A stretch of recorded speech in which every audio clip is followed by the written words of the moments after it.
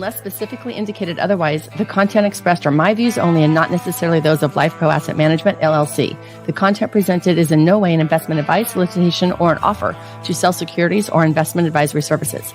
The material is provided for general information and educational purposes based upon publicly available information from sources believed to be reliable. I cannot assure the accuracy or completeness of these materials. As such, the information in these materials may change at any time without notice. Reference to these discussions about IULs and annuities or fixed insurance products. Investments on fixed insurance products are different from investments in the stock market. Any guarantees provided by a fixed insurance product cannot be assumed to be guaranteed for any other investment. Welcome to the Rock My Finances show on K4HD Radio and Talk4 TV, where we put the fun in finance. Join Powerhouse Jennifer Jose, CDFA, CMC, and Private Wealth Advisor, as she collaborates with you to create clarity, control, and confidence with your money, your way. It's not about the zeros, so what is it all about? Let's find out. Now here's your host and weekly friend, Jennifer Jose. Hey there. Welcome to Rock My Finances podcast and radio show and TV show, actually. This is a safe place for women to think, feel, act, anything that has to do with money or dollar signs. And so since the traditional world of finance is from the masculine brain, and it's really men that created this that are speaking to men, we decided we need to have a place to be for women to think and talk and act and show what we do around money and finances and why it's so different. So today I am joined by my very, very good friend, Miss Denise Carbone. She is the CEO, founder, and owner, operator, everything of Special Advantage. She is a goddess and a guru when it comes to the special needs community. Denise, welcome, welcome. Thank you. Thank you. I am so excited to be here and totally geek out on our topic today. And what is our topic today, Miss? Oh my gosh. Our topic today kind of is like part 2 of the last time we were together talking about law of attraction. And we wanted to go a little deeper into supporting people on how to get out of those negative emotional states, the crunchy emotional states.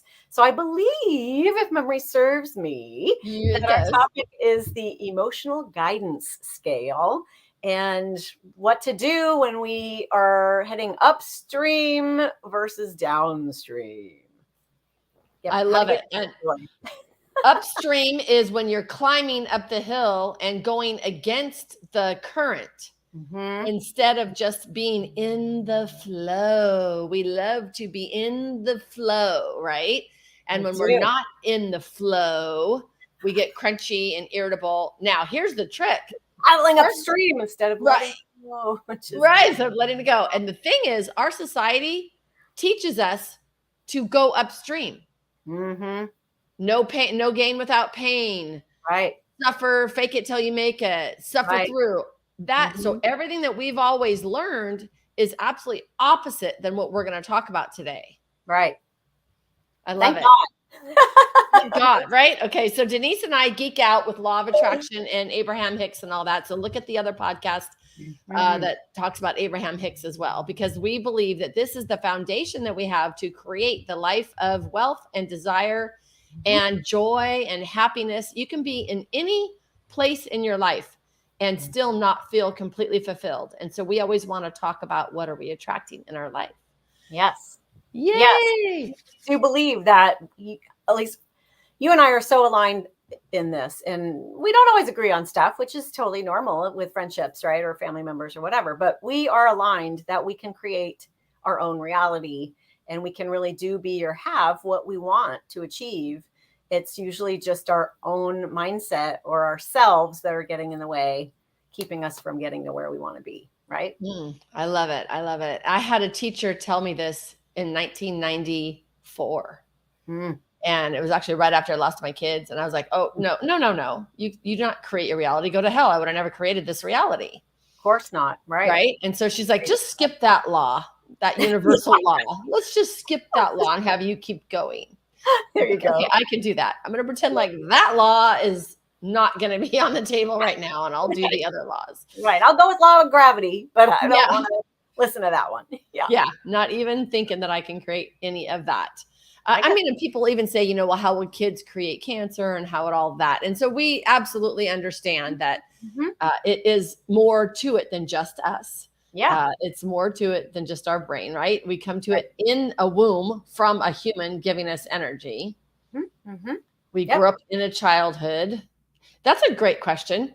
What was your theme around money growing up? Family. Yeah, asking you. I don't remember your family growing up around money. Did you guys have a theme in your household? Oh, there she's frozen again. Oh, I'm so sorry. For some reason, I'm sorry. Oh, there you go. You were frozen. Sorry. Say that again. I missed your question. What was your theme around money in your household growing up? Growing up, it was money does not grow on trees. Oh, yeah. Was a big one. There was a lot. You have to work hard to earn your money. Was a belief that I inherited. And then we joke about it now, but my dad used to move from room to room. And if we left the lights on, he would say very loudly, "What do you think? I work for PG&E?" Meaning, come on, you got to shut the light off so we could reserve some money and save a little money and have the things that we want and not waste it. So it was very, very, very, very different from how I feel now. I love it. And mine was work hard, make money.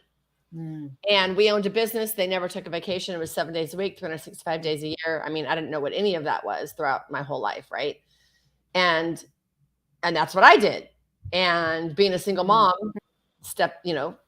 what comes first, the chicken or the egg? But I created a world of working hard, making money in finance. I have to show myself in this man's world of money and be successful and put food on the table for my children. Business owners were always working hard, make money. And then the year that I said, "Oh, let's go downstream instead of upstream," doubled my income. So work hard, make money is bullshit. Like that's not a thing. Go have fun, take the vacation. It's so funny because I didn't think about it until just right now. It's kind of a little different shift than money, but it makes sense. I have been telling my clients, right, for over 30 years, take the vacation.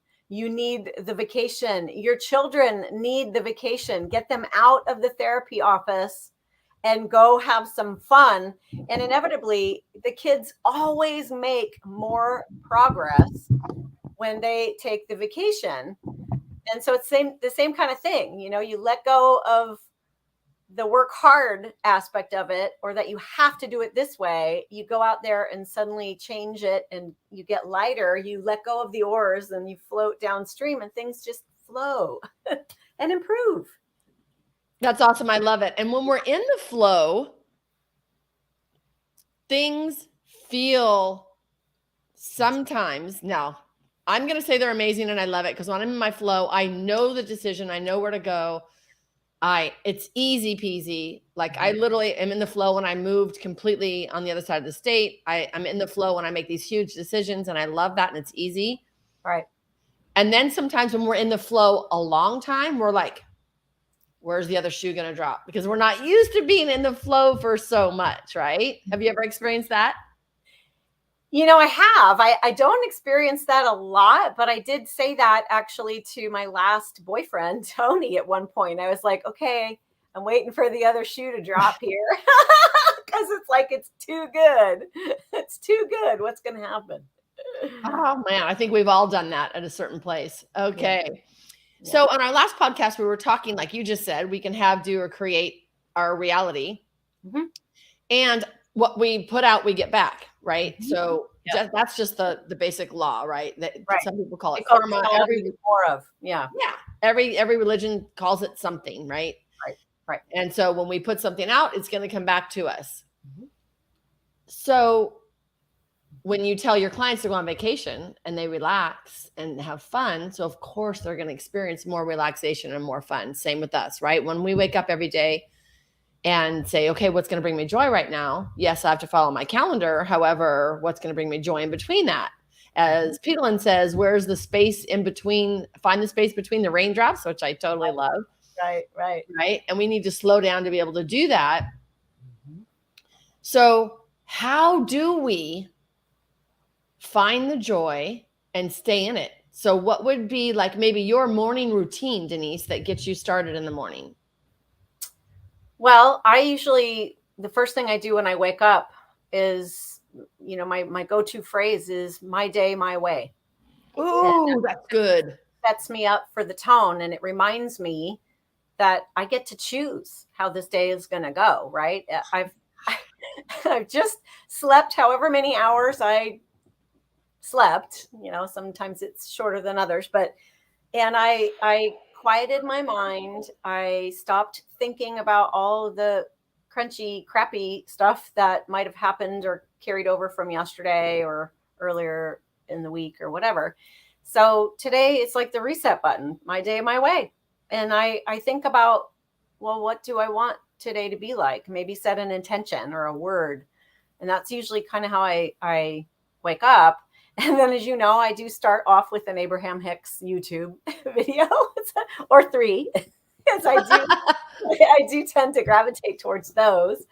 And then I do my meditation practice. I do have a very solid morning ritual, morning routine. I take a lot of time in the morning just to give myself an opportunity to feed my brain, my body, and my soul. My spirituality. And so it involves different things, different days, but usually there's some kind of prayer, meditation, gratitude practice. There's movement. There's setting intentions and just feeding my brain with something new. And when you say a lot of time, Denise, how much time do you allow for that? I give myself a full hour and a half. Holy shit. Yeah. It's a lot. I do. I wake up at 6, and by 7:30, that's when I am starting breakfast, and 8 o'clock, I'm in the shower. And I can tell you right now, there's many entrepreneur ladies listening out there right now going in, oh yeah, hour and a half of extra time to do me. They do not have it. Well, neither do busy moms, right? Exactly. Your clients definitely do not have it. Yeah. Well, some of them now do, because they understand the importance of actually carving time for themselves. Like I have one mom that was on in my membership group this week that was saying, I'm first, which is a total mind shift for her. Rather than putting her son first, she's like, I come first, because if I'm not whole, I'm no good to him, which is exactly true. So for busy entrepreneurs or busy moms or parents, I would say carve out what works best for you. Maybe it's 15 minutes. Maybe it's 5 minutes. I certainly didn't start with an hour and a half. That's like what I gifted to myself over time. But 6 years ago, I was lucky to have 4 minutes. Yeah. I totally get that. I love that. Okay. So now we start out the day. I'd probably say I'm about 40 minutes on average. Good. That's good. So my meditation's about 20. And then a couple other nicety things that I love to do. That does not include my walking or my exercise. That's separate. Because you do that later, right? I do that later. Yeah. Yeah. I choose to do mine in the morning or it doesn't get done. So. Yeah. Mine's in the morning. It's just, it varies because I have East Coast clients. So sometimes I do need to get on quicker than normal. Yeah. So then I'll walk later. So yeah. And that's what we love about being entrepreneurs, right? Like we can change. Each day can be different. You get to pick, like you said, create your own reality. Yep. So I love creating that own reality. I used to get straight up and do the exercise. And now I'm taking that extra hour to sleep. So I've always been a 7-hour sleeper. And my nutritionist, amazing Dr. Tracy, shared that I need to have that extra hour of REM sleep or deep sleep or whatever to get rid of the fat cortisol on my little tummy. So when I wake up after my 7 hours and I feel amazing, I'm making myself stay in bed an extra hour. So that's why my morning routine, actually, that's part of my morning routine now to relax. Nice. And stay in bed an extra hour. And it is working. My stomach is flattening and I'm still, I don't know what I was doing with that extra hour, but it's sleeping now because it's fine. I still go to bed at the same time. It's hilarious. Good for you. Good for Yeah, you. so that's good. So we all, we get to create our own reality, change it as we go, and see what fits best for us. Okay, so you have an amazing morning routine. I love that. Mhm. And then when I started the practice of law of attraction, I had to set an alarm on my phone to breathe. I first set an alarm 3 times a day to take 3 deep breaths, and then I did it every hour. Now it's just part of my routine that I'm always looking at, oh, is that bringing me joy? Does that bring me joy? Does that bring me joy? Like I moved my office out into my living room because there was a leak. But now I'm looking at a beautiful tree right now. I'm looking at the sunlight and it brings me so much joy. So I'm staying here. It's not the cutest thing when you walk in my house, but I love it. I love it. So tell me, how do you maybe stay in it or maybe even recapture it like after lunch or something? What is a technique that you might use to get back to that joyous flow feeling? Oh, there she is. Okay, so I'm hating the fact that the internet is wonky and I have connected to the Ethernet on purpose. This is why I'm on my laptop today instead of my usual setup for podcasting with you, because I'm trying it out the way that you guys suggested. Yeah, so I'm going back to over there in a minute, but we'll see. So your question was, you were talking about joy and how do we stay? How do you find it like later on in the day? Let's say, you got a great morning routine, but then lunch comes up or a client comes up or something crunchy comes up. How do you get back to it? So great question. Oh my God. So many different ways for me. Stuff comes up all day long, right? Things come up all day long. Oh, you mean your life's not perfect, Denise? What the hell? Oh no. If I gave the impression that my life is perfect, I am so sorry because I am human and things come up. Things came up just before this, right? So I absolutely look at things moment by moment, right? And decide, is this something worth carrying with me or is this something I can let go of? And for the work that I do, I choose to let go of a lot of stuff because it doesn't help me be in the present moment. Like right now, like stuff happened right before this, but I wanted to be here with you for this podcast. And so I can process and deal with whatever happened prior later. But right now, it's absolutely not gonna serve me or serve any listeners, for example, if I'm not right here with you. Yeah, for sure. For sure. So I like what you said about moment to moment.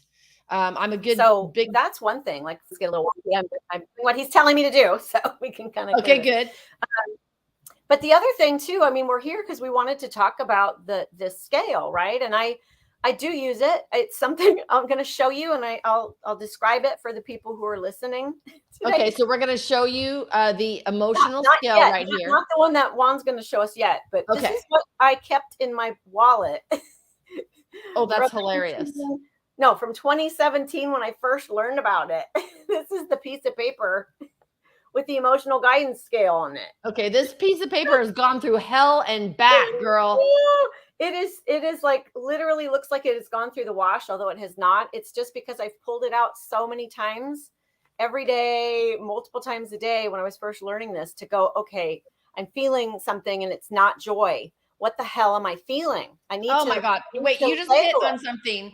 You just hit on something so big. I did. Yeah. Because we have to know what we're feeling to do any of this. Yeah. And anything with your money. Yeah. And anything with your parenting. Yep. And anything with any of our worlds here.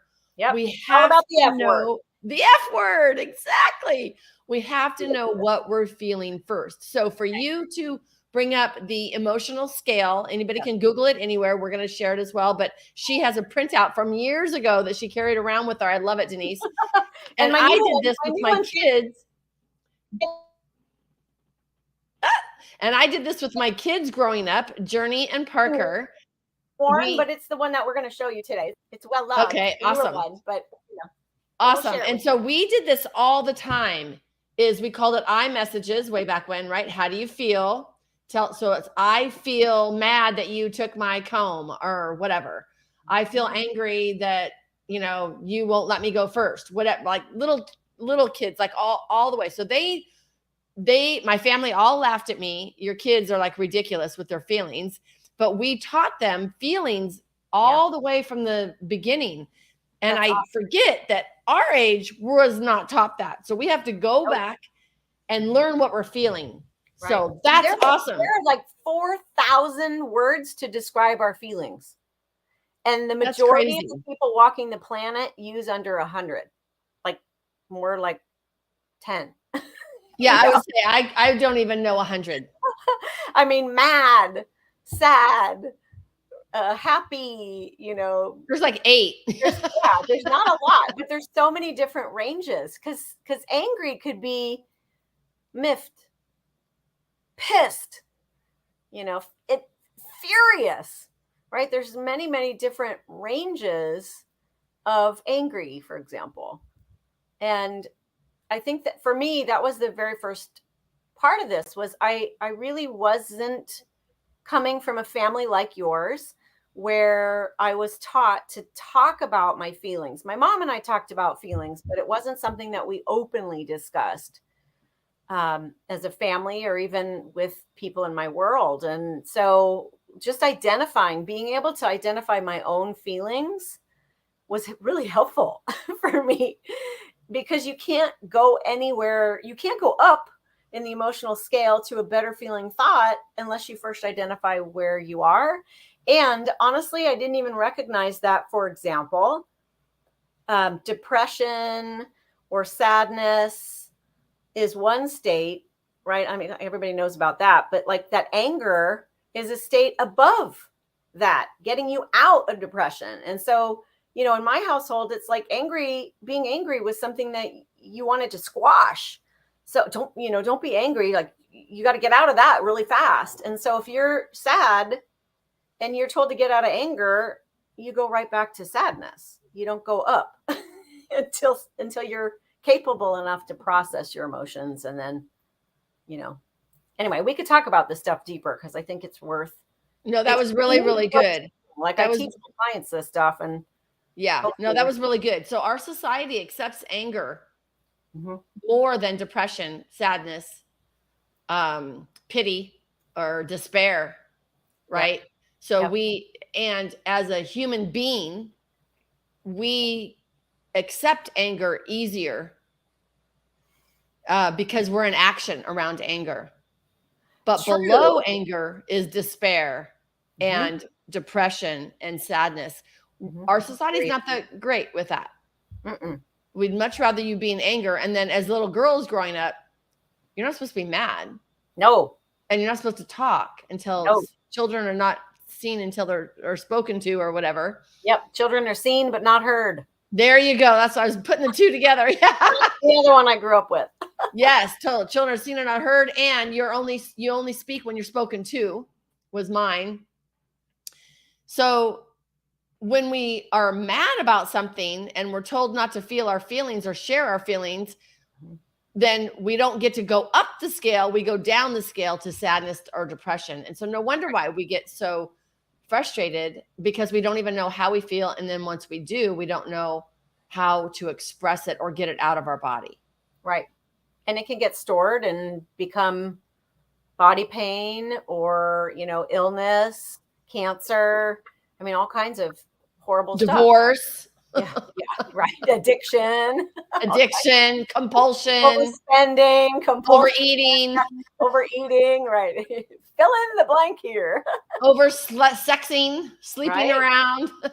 Right. And we're joking about this stuff, but the reality is this is a lot of people's world, right? This is what they are. And then throw in shame or embarrassment, and all that's under there too. So I was over busy. My compulsion or whatever you call it was to stay busy so that I did not have to feel the space between the raindrops because I didn't have space. I just kept going.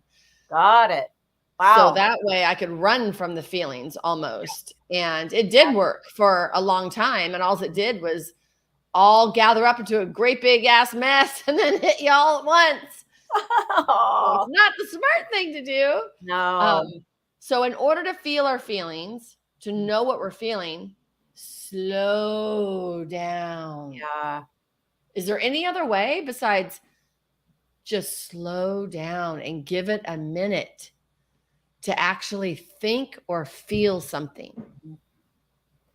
I think that's a big part of the process, because oftentimes I hear, and I've been guilty of this too, of how you want to shift it and move out of it, right? But there's a lot of wisdom in just slowing down and feeling it to healing it and just staying in it for a moment, right? So if I'm in anger, for example, maybe there's a really good reason for me to be angry, and maybe I can sit with it for a moment and experience the anger instead of like, oh my God, this is anger and I shouldn't be in anger and I need to get out of anger and I don't want to go back down into sadness. So I better figure out what's next. Okay, rage. I can go into rage, but that's really scary. So, like rather than all that, just, okay, what's pissing me off?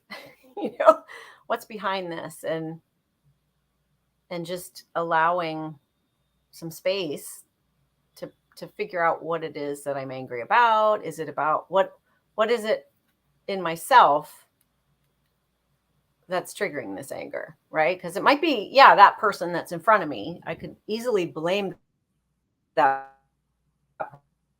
Yeah, but why are you so mad about it? Exactly. I love that. The triggering. But rather, I just talk. When you freeze, I just talk. So go ahead. I love it. And then I come back to figure out where you're at. I know, right? Sorry. Gotta love technology. Gotta love technology. So you just said something good as well. I want to make sure that we touch base on that. Is I feel like our visualization, or The Secret, the movie came out, like, which is great because it's all about law of attraction, but we're also rushing to visualize the great thing and to feel the great thing.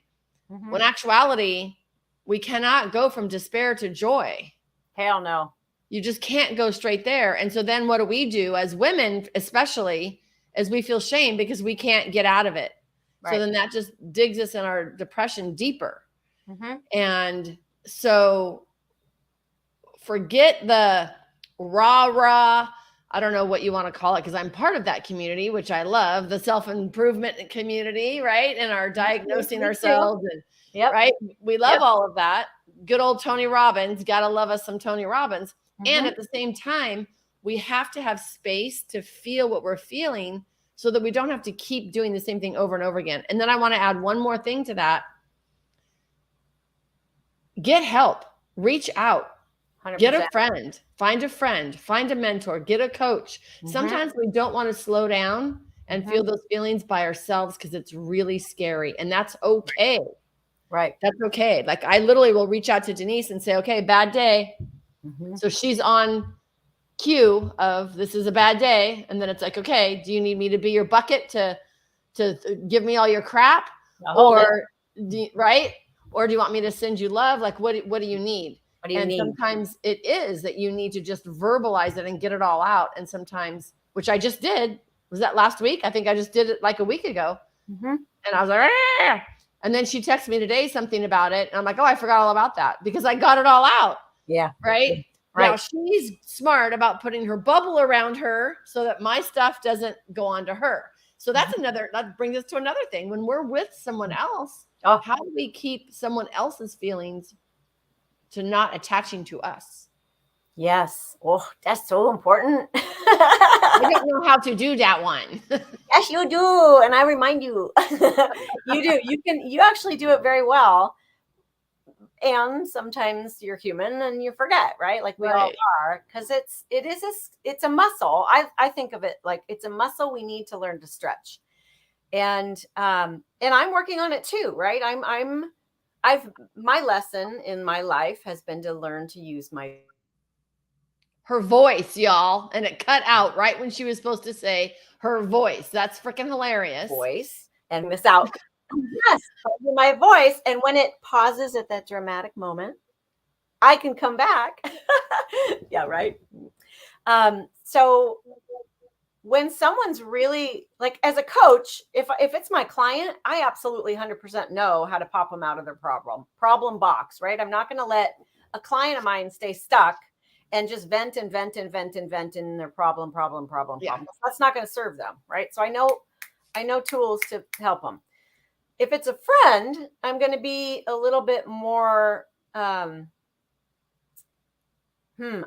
think about it, like, all of a sudden what popped in my head is like fly fishing, like, I'm going to hold the bucket for you. I'm going to let you vent and spew as much stuff as you want to. And if I feel like it's being pushed on me, I might then hold my own boundary to say, I need to take a break, or I need to take a breather, or I'll be right back. I need to take a bio break, for example, or something where I can kind of clear my own space and recognize, okay, this is, I'm not like Velcro. I don't want this to stick to me. This is not my shit. This is her shit or his shit. Sorry for the S-bombs, but that's how it feels in the moment, right? Like, I'm like, this is not my stuff. And I love you, whether it's you, Jennifer, or some other friend or family member or client. And I love them enough to still stay there, but I have to be at my highest, best self. And above that, like, I have to be tapped into my source, my God, her angels and all her people, for sure. I do the same thing. I'm definitely not here by myself. No, you're not. I'm always here with you. So I can't be helping you or anyone else in my world if I'm in your problem with you, if I'm in the problem box with you, because then we're two people in the problem and we're just, I know, and that's awful, and he did that, and she said this, and that's a great point. We're going to reiterate right now, because that is awesome. So since we believe in law of attraction, I mean, that's happening regardless if you believe in it or not, just like gravity. However, since we focus on that daily and we make this a daily practice, what we put out, we get back. And so when somebody is just always negative and always bringing up something that's going to talk about the not good thing of it, or the bad thing of it, or the negative thing of it, or anything, instead of bringing up the positive thing, they bring up the negative thing. That's very different than what I'm talking about. So I will absolutely cut someone off if they're going down the train of the rolling down the hill momentum of just all negative Nancy, spiraling. Just spiraling down, down, down. None of that does any good for anyone. No. So sitting there and feeling it yourself is very different than sharing it with someone else. However, if it's someone that does this all the time, that this is their pattern, then we or no one can serve them by let them continue with that pattern. That's all they do. I think I call Denise maybe twice a year and flip out. So that's not like an all the time thing. Not at all. That is, right? That's a once in a situation that I need to be talked off the ledge, or five moment that you're like, oh, I'm in step 5. Yeah. Gotta love it. Gotta love it. Why am I doing this? And let's get back to it. And actually even kind of liking the crunchiness part of it. Today I had some crunchy stuff too. And I'm like, okay, this is gonna be really cool when it's gone. Like, cause I already know, right? So 2 different things. If someone is chronically addicted to negativity and complaining and finding the worst, that is not what we're talking about here. That is exhausting. And it doesn't help anyone to go in that person's story with them and masturbate negativity bullshit. So cut that out right now. They're not even aware of, right? Like, I have clients that are, it's their habit. It's their old programming from childhood. That's all they know, because they weren't raised in a different environment, or they didn't seek out, like, we've done the work, right? They haven't done the work yet, or they're doing the work now. And they're not even aware of it, like you said. So I have a friend who is always upbeat and happy while she's saying the negative stuff. And it's like, yeah, I'm not listening to that anymore.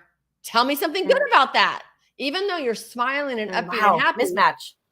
Right. And if you're still talking about all the negative stuff, it's still talking about negative stuff. Like, you can't smile it away. Oh, well, yeah, but I just want you to know. I don't want to know. I don't want to know about that. Like, that I don't need that in my aura. I don't need that in my bubble. I don't need that in my brain. Like it just doesn't need to be anywhere near me. So unless, of course, we're helping our clients or our friends get to the next level. That's different. Okay, good. So sitting there, feeling it, we're going to feel it. And then we realize where it's coming from. It's never coming from what you think it is. It's always coming from either a core wound or something that we've got going. For me, my biggest one is a fear of failure. So if I don't look good or if something's not happening right, if it's not perfect, then it's going to lead back to, oh, I'm not good enough. No. So once we take that anger issue and come back to what is it really about? Okay, yeah. It is about that. Yeah, I am good enough. It's all okay. So then we kind of get ourselves out of that anger. So should we show the emotional scale now to see how we? Awesome. I'd love that. And then maybe even kind of walk through it. Yeah, that'd be great. So if you're at home, thank you, Juan. If you are at home, pull up the emotional guidance scale and you're going to see two spirals. One on the left is the upward spiral. One on the right is the downward spiral. And so this is kind of what we were talking about. We can't just go from despair to joy, right? We have to go up the spiral. Go ahead, Denise. Tell me what you love about this scale. What I love about this particular scale and this visual is that it's super easy to read and it's super easy to use. So it doesn't matter if you resonate with the words on this sheet or not. Like maybe joy isn't your thing, but maybe the word happy is, or maybe you don't like to think about being depressed because that might be scary to you to label yourself, I'm depressed, but maybe you feel sadness and you resonate with that. It doesn't matter what the word is. What's more important is kind of like the vibrational level, because we're all vibrational beings. And you guys could kind of get a sense of, if I asked you what it feels like to feel disempowered, victimized, depressed, stuck in fear or grief, that has a certain feel to it, which is very different than, I'm worried about something, I was a little disappointed or overwhelmed a little bit. Those are different feelings, right? This is a different vibrational state versus, I'm feeling a little hopeful and optimistic about something, or really excited or enthusiastic about something. So the words that we're tossing out here, hopefully you're getting an idea that it's just a feeling state and it's a vibration in your body that kind of gets attached to that state. And we want you, Jennifer and I love you dearly, and we want you to live more on this left side, the upward spiral, the feeling states that are what we tend as a society to think about, that are more happy, positive, and content, versus what we tend to label the negative emotional states, right? Things like frustration, overwhelmment, worry, blame, anger, hatred, jealousy, insecurity, things like that. So this is helpful because it's a very visual way, in my mind, to label your feelings and then look at, okay, I'm here.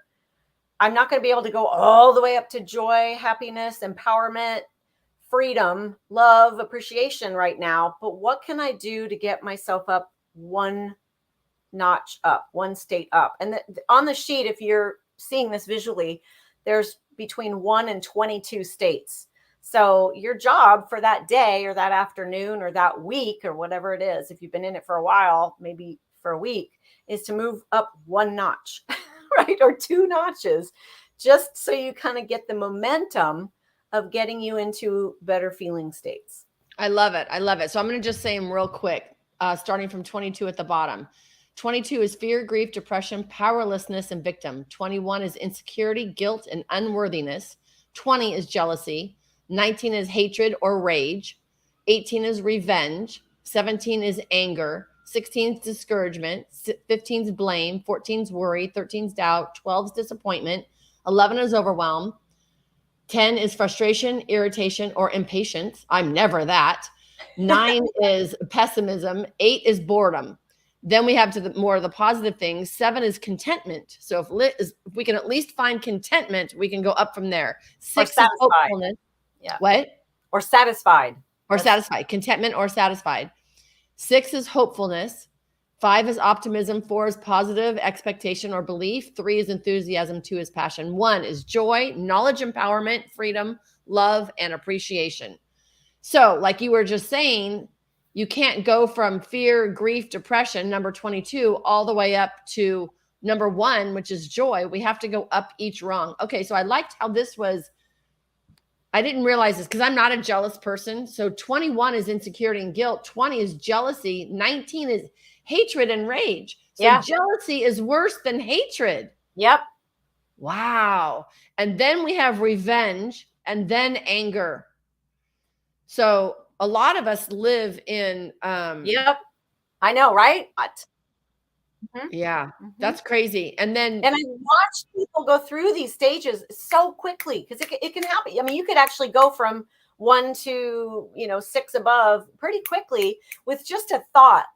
Like it could just be one little thought. And the book that this is from, Ask and It Is Given, Learning to Manifest Your Desires, is actually really good at kind of taking an example of a woman in grief who just lost her father through these steps to kind of get back to where she's feeling joy.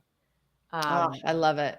So if you need examples, Jennifer and I can give you examples, or, there's, like I said, there's a lot of examples out there in the book, but that's great. And I love that passion is number 2 because I feel very enthusiasm, which is 3, right? I feel very enthusiastic about my day because I'm so passionate about changing women's lives and helping them step into the left side upward spiral of the joy and optimism because it's so fun. So once we have a passion, then we can get to the joy, knowledge, empowerment, freedom, love, and appreciation. I love it. Right. I was going to ask you, Jennifer, where is it that you feel you live most of the days? And granted, like it could be different topics. If you think about one topic, I'm over here. But if I think about most of my day, I'm over here. So it could be varied, of course, because we all are human. But where would you say your set point? Traditionally, that's a great question. I'm going to say I am 4. Sits. The positive expectation belief, number 4. I think that's my main stay. That's where I pretty much stay. And then when I think about something that I'm going to do or that's exciting, like right now, I'm very enthusiastic. I'm doing ads and stuff. So that's fun. I love that. Right. And then when we meet with our clients, that's number 2 is passion always, because it is my total passion. And then when I'm purposefully doing something, asking myself, like you said in the morning, right, what brings me joy? Then I can find, like, easily my cell phone case brings me joy. I love my cell phone case, right? And my cat brings me joy. Like little, simple, easy things bring me joy. And that's why I have all my clients, everything in your house should bring you joy. If not, get rid of it. Right. It all has energy and it all has thought. Yeah. Right. Now we can go down to, the anger is number 17. I can go to frustration. Number 10, irritation and impatience. I can go there like that. Somebody on the 800 number calls me, somebody cuts me off on the freeway. Like I can get to frustration very, very easily. So I'm really happy to see that it's closer to the upper spiral. Yeah, right. Anger or hatred. I agree. And that's kind of mine too. Like I'm with you there. Like I get frustrated way more often than I get enraged, right? Yeah. Or angry. Like anger is a place that I don't tend to go, but I can get frustrated pretty easily. And, if I feel like my buttons are pushed or, and I mean, you talked me down the ledge last week when I spent 3.5 or 4 hours in Home Depot trying to buy a flipping refrigerator. Like I was frustrated. I'm like, I just want to get out of this stupid store. Yeah. Right? Yeah. So we can I'm glad to see that it's not fully down there though. So now let's talk about like insecurity and guilt and unworthiness. That's number 21. That's not a good place to live. And then jealousy. I'm just not a good place to live. Yeah. It's not, and then below that, the depression, powerlessness, victim. So I've experienced trauma and emotional abuse. So I was in that powerlessness, victim state and grief and fear and all that. Right. Right. And so to get out of that, we have to just that's why Denise was saying earlier, maybe just get to anger. Yeah. Like, it's okay. You don't have to go from that to anything, but just get mad about it maybe. Like, Exactly. and that's part of grief, right? Getting through all of that. Yes. Yes. And I've lived there too. I mean, to be completely open, like I would say my go-to negative emotion has been fear. Or in a past life, and I don't mean that literally, but like in my younger days, I definitely was a victim for sure. And that does not feel good at all. It doesn't feel good at all. Now I would say I still can go to fear, but more often I think looking at the scale, it's probably more along the lines of worry and doubt. And it might be self-doubt as opposed to total fear. Do you know what I'm saying? Like fear for me now is different. Yeah. Yeah. Because you're a grown ass woman now, Denise. You got some stuff going. Than fear for me back then, which was losing everything, Yeah. And I did feel very, very powerless. Yeah. And I think a step from powerlessness for me was feeling unworthy. Like I had to go there. And it seems weird to think about it now, but it's a step up. Being like, I'm the victim. I'm never going to get out of this whole unworthiness was a step up for me, thinking and just dwelling on, I suck. I'm never going to amount to anything, or what am I going to do with my life? I don't know how to turn this around. I did this to myself, right? These are the guilt feeling, like this is my own fault. These is based on my choices. Like that's a step up, which you don't think about when you're really low. Yeah, when you're really low, you don't think about it, but anything's really a step up. And this is where we need to learn not to squash our feelings. Mm-hmm. So I love that you're showing the scale today, Denise. Thank you, because you're welcome. When we feel this insecurity, we feel like we want to squash it, and we don't. We actually got us out of victimhood. Exactly. So feeling insecure got us out of being a victim. Now let's get mad. Yes. And then, I mean, I don't know about springboard. That's like rocket fuel. And I see it all the time. Like I have family members right now, not family members, sorry, clients right now that are so pissed at the school district. But they're, that's a place to even acknowledge and live in for a little while, because they then are at least feeling empowered, right? Because they're no longer the victim where they can't have any control. They're actually moving forward into it's their fault. I'm pissed at them. Exactly. Exactly. They're into more action to get something. I can't stand it. You could just see it. You could see them taking control. Exactly. Yeah. More action. Yeah. I love that. And then we can keep going up, right? So as long as we see that, I love that scale. I want to use it more as well. So thank you for sharing. Like I said, I keep it in my wallet, and I have taken it out on occasion at restaurants or whatever, or with friends, and like, oh, you're feeling here, and just having a visual sometimes can be helpful, because you can tell someone, oh, this is a good place to be. It feels better, but they're not going to believe you, But if you have something tangible, it's like, oh, I see it now. Okay. Yeah, that makes total sense. To be in whatever state they're in. So where do you live normally? I tend to live in appreciation a lot. Where is that on the scale? I did not see that. That's I live in my joy and appreciation. That's at number 1. But I also drop down to being excited or, passionate about something, or even hopeful. I mean, like with dating right now, I'm more in the hopeful and learning to, like, I appreciate men. I appreciate all they provide. So it's definitely an appreciation. But it's probably more of an expectancy, a hopeful expectancy. I love it. I love it. All right, you all, did y'all hear that? Denise is in the dating field if you're seeing this on the current time. Thank you all so much. We want you to get the F word, the foundation with your finances literally is how you feel. It's the F word. So check out this emotional scale. Keep following us. Watch, share, download, tell all your friends. Check out Rock My Finances. Denise, much love. Love you. Thank you. Bye, everyone. We appreciate you joining us today, and don't forget to subscribe to the Rock My Finances YouTube channel for more engagement and bonus content. Tell me, what is your money story? Let's find out with Jennifer, 4 p.m. Eastern, 1 p.m. Pacific, every Thursday right here on K4HD Radio and Talk4 TV. It's not about the zeros, it's about the F word, feelings. Feelings Jennifer can't wait to explore with you next week. Until then, let's all say, I rock my finances.